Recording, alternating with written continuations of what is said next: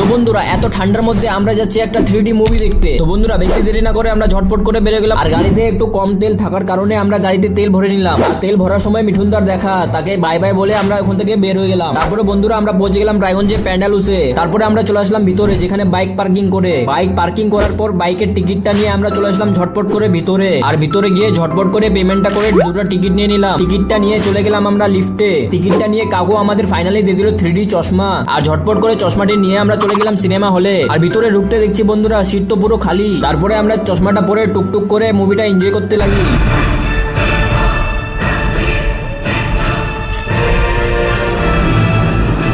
তো ফাইনালি আমরা মুভি দেখার পর বাইরে এসে একটা টুংরিতে আমরা চশমাটা রেখে আমরা চলে গেলাম বাইরে। আর সামনে গিয়ে দেখছি একটা কুকুর গেটের মধ্যে পাহারা দিচ্ছে। দেখছি কেউ চশমা তো চুরি করে নিয়ে যাচ্ছে না। তারপরে আমরা চলে আসলাম যেখানে বাইক পার্কিং করেছিলাম সেখানে। তারপর টাকা পেমেন্ট করার পর আর রাজু বলছিল আমাকে খুব খিদে পেয়েছে। আমরা বাইক নিয়ে বেরো গেলাম সোজা একটা হোটেলে। আমরা ভাবছিলাম হোটেল খোলা থাকবে কিনা। তো ফাইনালি বন্ধুরা একটা হোটেল পেয়ে গেছি। সেই খুশিতে রাজু ডান্স করতে লাগে। রাজু আমাকে বলতে লাগে এখন খাবো ধাবাকে বিরিয়ানি। তো ফাইনালি বন্ধুরা আমরা ওখান থেকে খাওয়া দাওয়া করে ফাইনালি বেরিয়ে যাই।